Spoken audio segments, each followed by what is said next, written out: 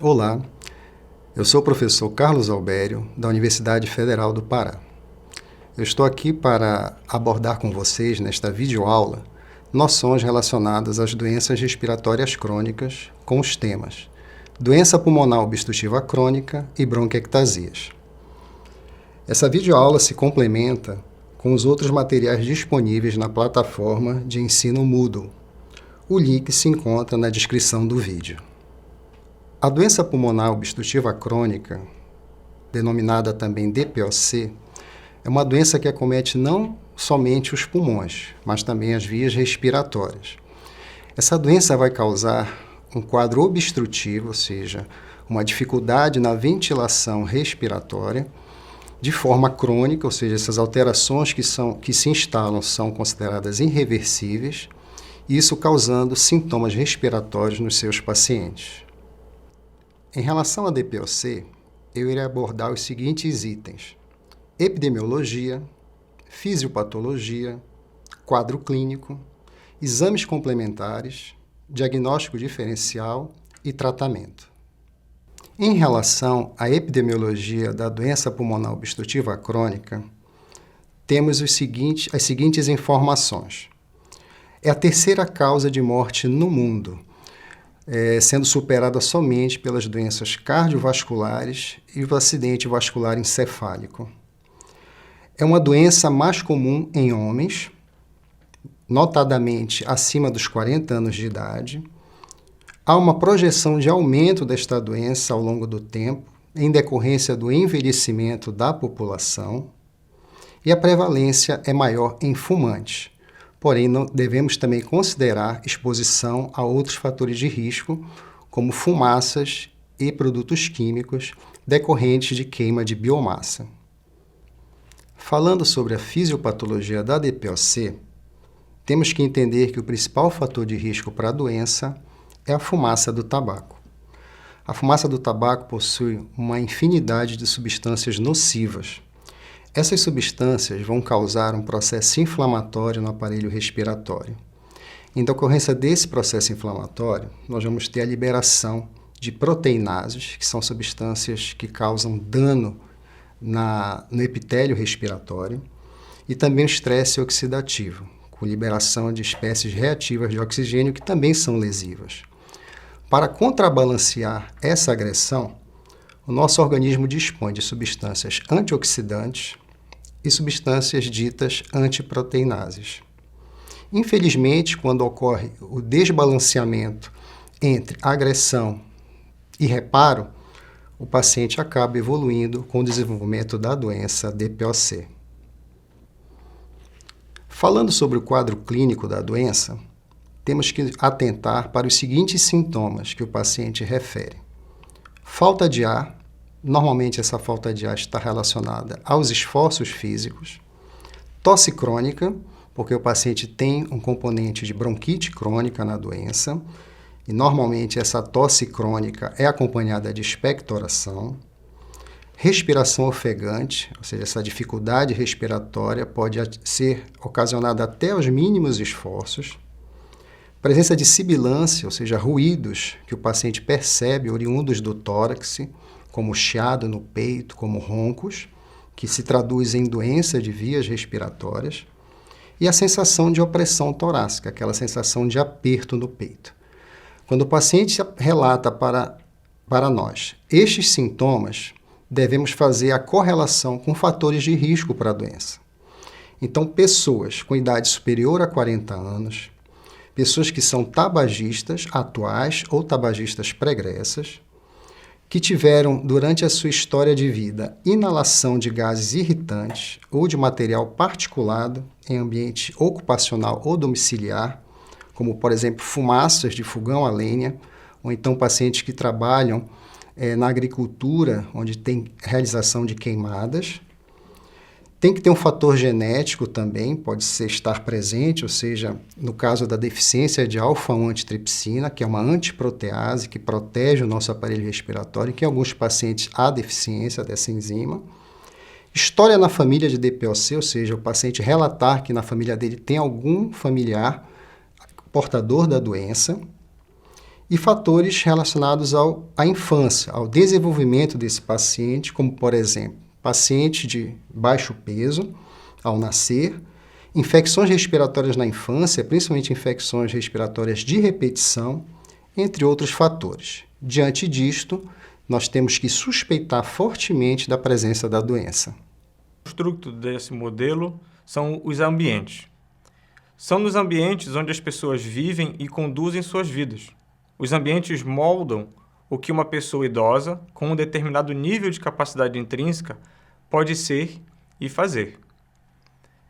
Os ambientes incluem a casa, a comunidade e sociedade mais ampla, e todos os fatores dentro dela. Por exemplo, produtos, equipamentos e tecnologias que facilitam o movimento, a visão, a memória e o funcionamento cotidiano do idoso.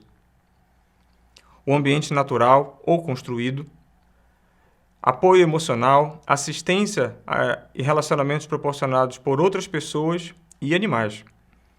Atitudes, já que influenciam o comportamento tanto negativo quanto positivamente. E mais amplamente, serviços, sistemas e políticas que podem ou podem não contribuir para a melhoria do funcionamento do idoso.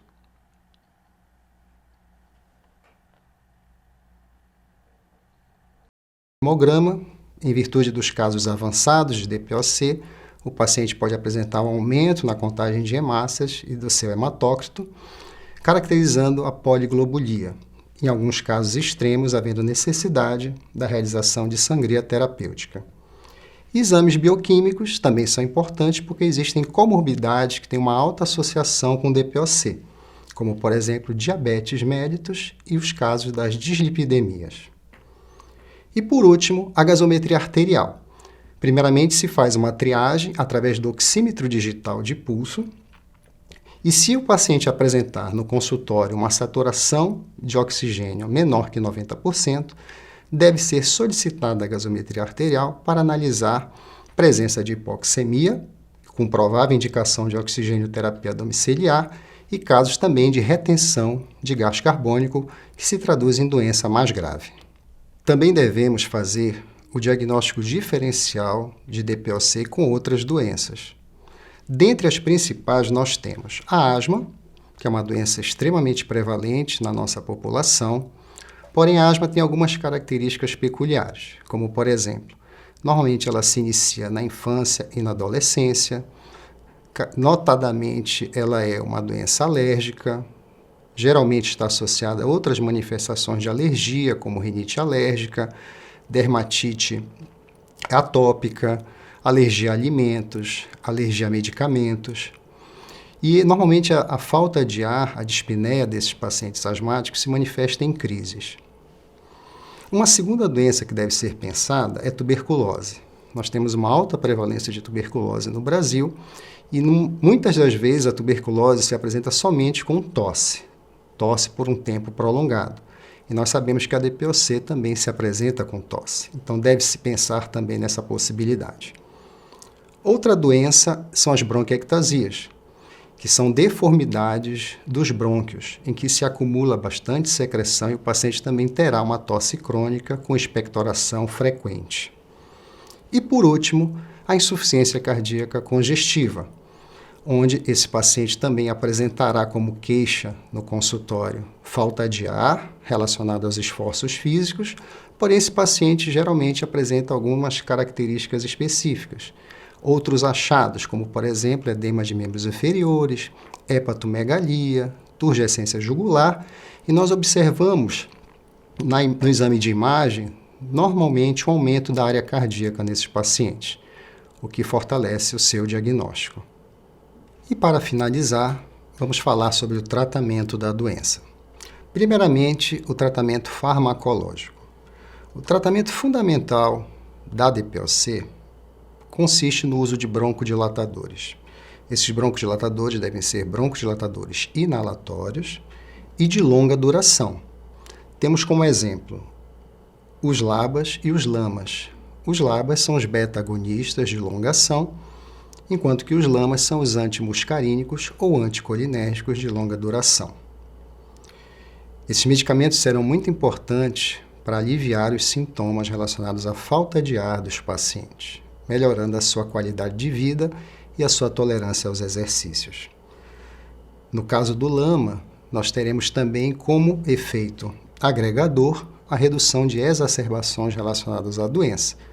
Exacerbações são momentos em que o paciente apresenta uma piora aguda do quadro com aumento dos seus sintomas respiratórios. O segundo medicamento que pode ser utilizado é o corticoide inalatório.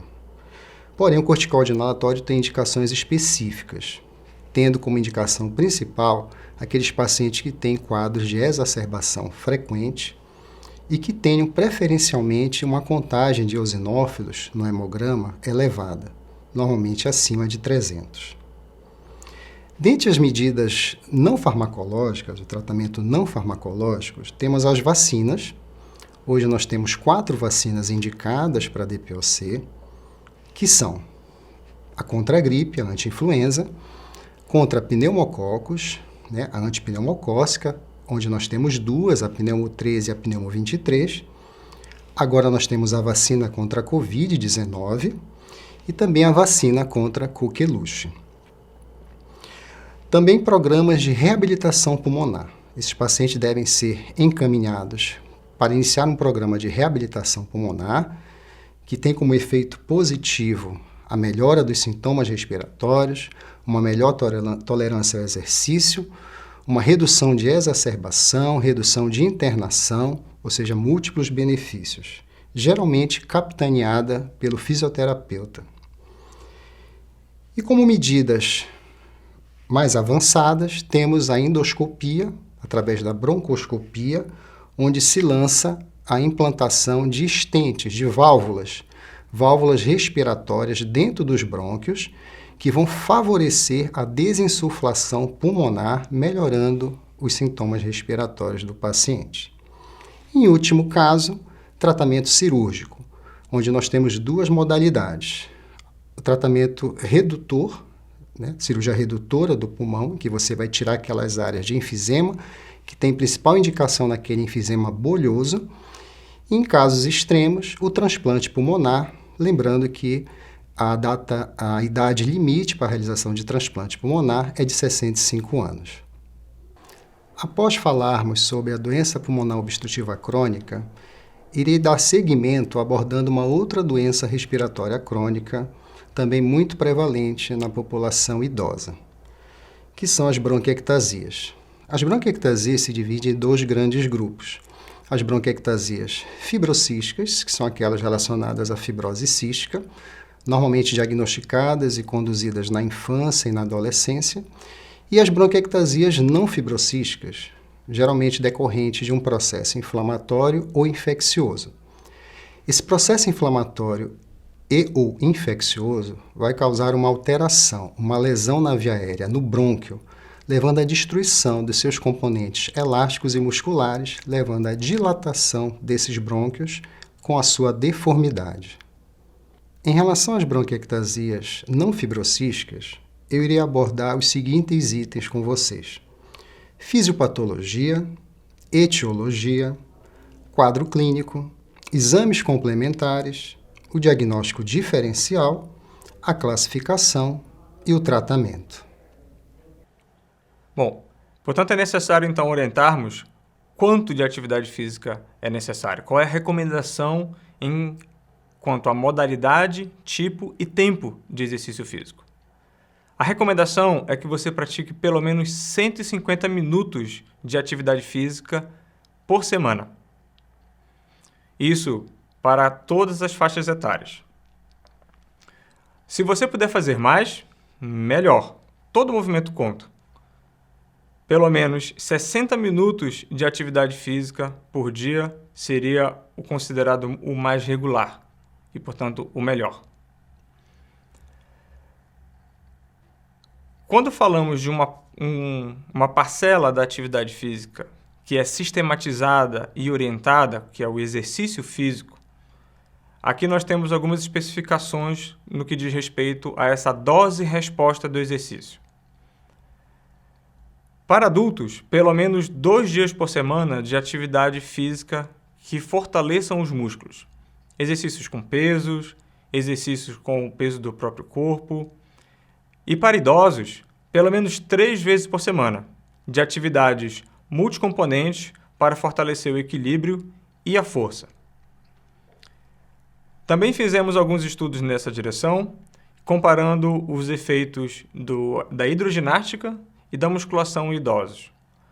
As duas modalidades apresentaram ganhos em funções em capacidades intrínsecas, como a cognição. Entretanto, foi na hidroginástica que nós encontramos os maiores ganhos, mesmo com um período de intervenção curto. Pausa. A SARC-F seria um questionário composto por 5 itens autorrelatados pelos pacientes e a SARC-CALF vai ser o mesmo questionário, só que incluindo a circunferência da panturrilha. Esses itens seriam dificuldades referentes à força, ajuda para caminhar, levantar da cadeira, subir escadas e quedas. E aqui a gente consegue perceber a importância da circunferência da panturrilha quando valores que estejam abaixo da média agregam 10 pontos e os demais fatores agregam até 2 pontos. Então, a circunferência da panturrilha, como nós falamos anteriormente, vai ser um marcador muito importante dessa reserva de massa muscular. E os artigos mais recentes, eles trazem que ela aumenta a sensibilidade desse questionário, garantindo o maior rastreio da sarcopenia.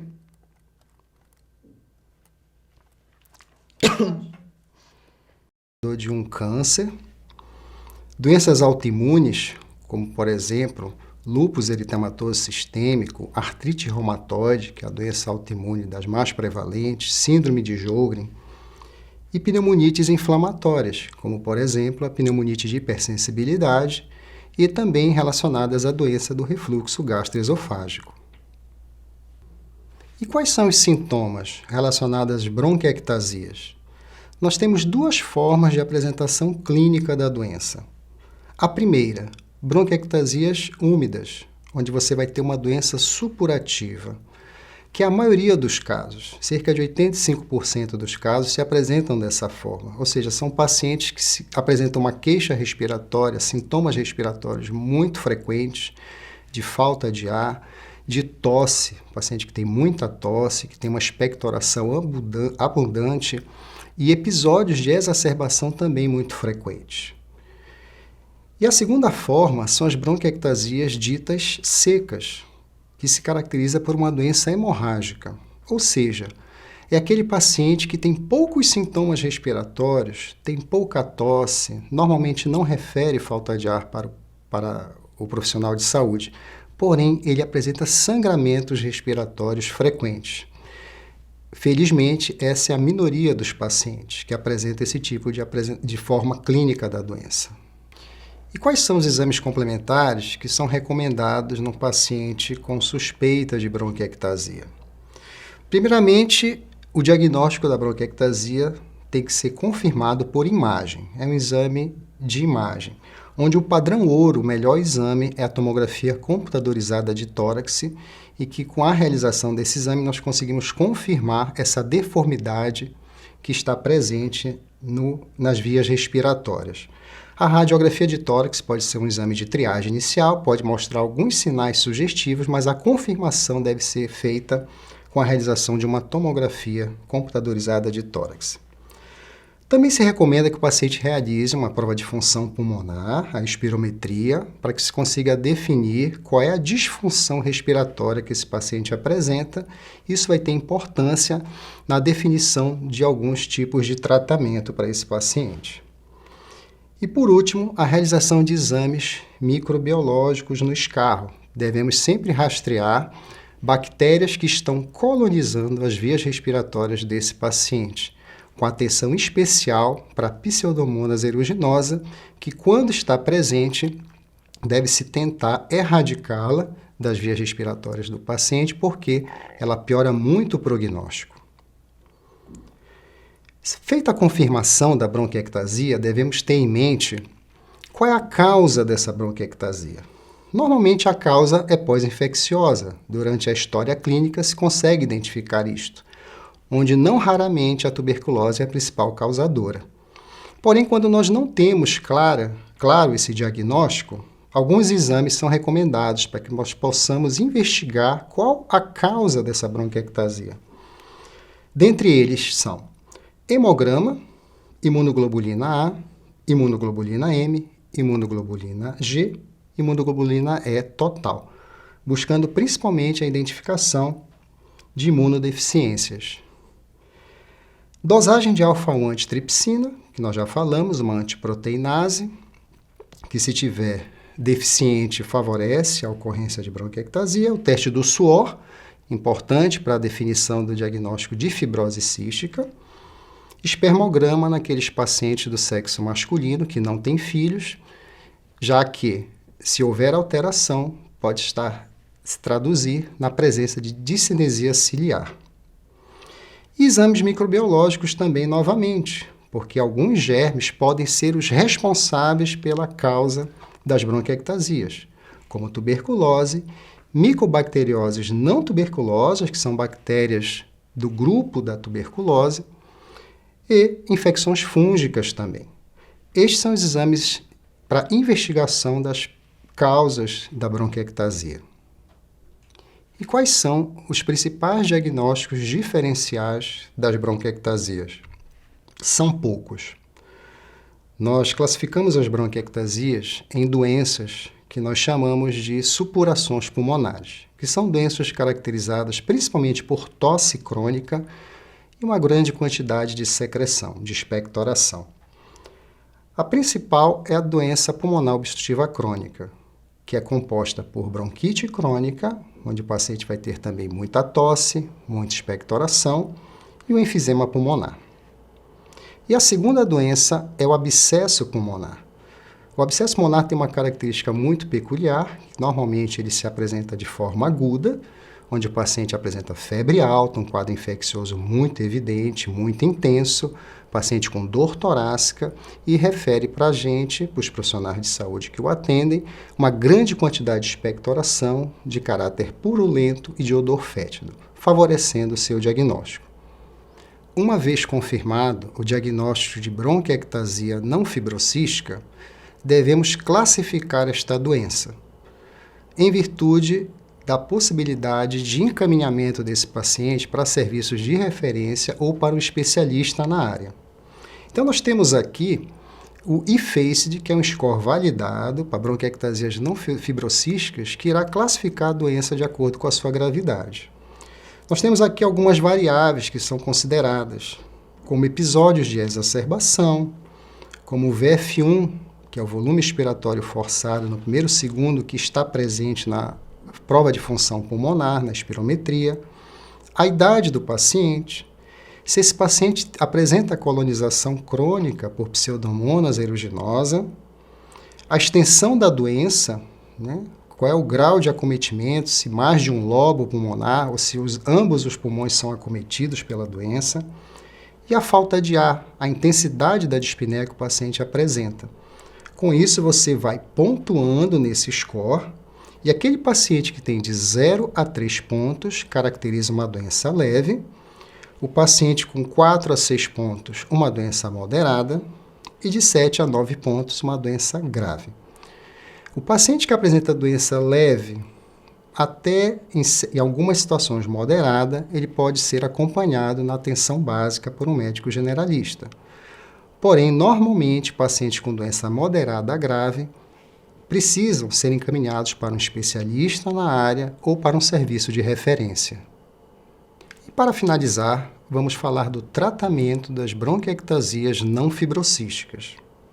Primeiro temos que identificar se existe alguma causa específica que precise ser tratada, como, por exemplo, se o paciente tem uma imunodeficiência primária, por exemplo, uma deficiência de imunoglobulina G, pode ser feita a reposição dessa imunoglobulina.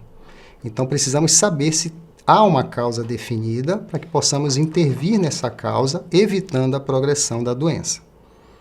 Um segundo ponto, tratamento de infecção, onde nós devemos buscar sempre verificar se o paciente apresenta colonização por Pseudomonas aeruginosa. Com isso, precisamos instituir um tratamento com antibiótico terapia para erradicar essa bactéria da via respiratória, em virtude do pior prognóstico do paciente que apresenta essa bactéria. Antibióticos com esquema oral, inalatório ou endovenoso inalatório, dependendo das condições do serviço. Tratamento do processo inflamatório.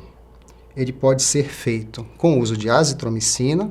Todos conhecem a azitromicina como antibiótico, porém esse antibiótico tem uma excelente ação anti-inflamatória. Quando nós utilizamos a azitromicina, nós queremos, na realidade, a ação anti-inflamatória dela, nesse paciente.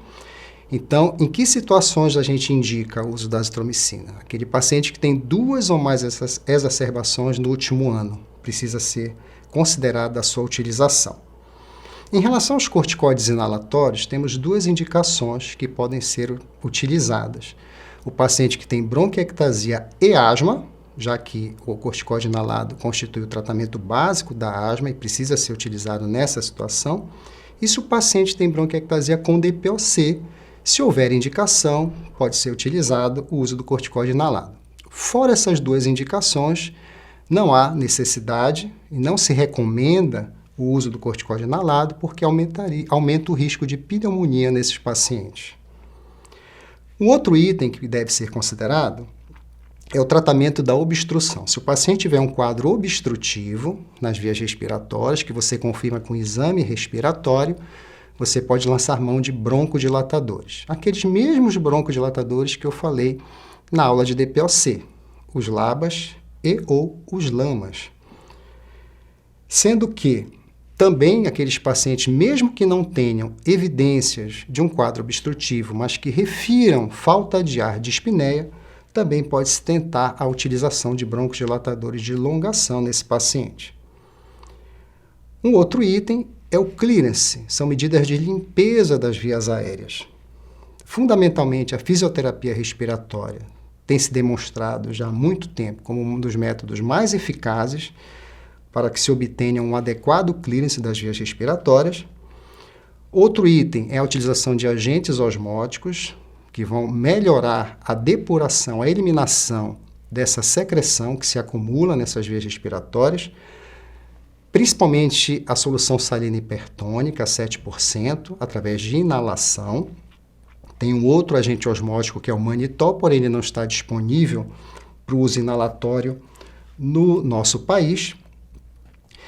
E os agentes mucolíticos, que não há uma recomendação formal, não existem evidências robustas para indicar de rotina o uso de mucolíticos, mas em pacientes selecionados pode-se tentar a utilização da N-acetilcisteína como agente mucolítico e antioxidante.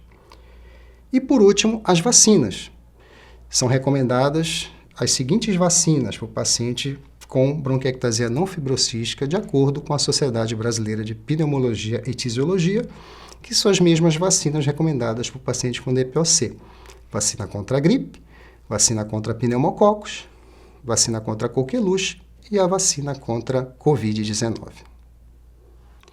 As referências utilizadas na preparação dessas aulas estão no link descrito no vídeo.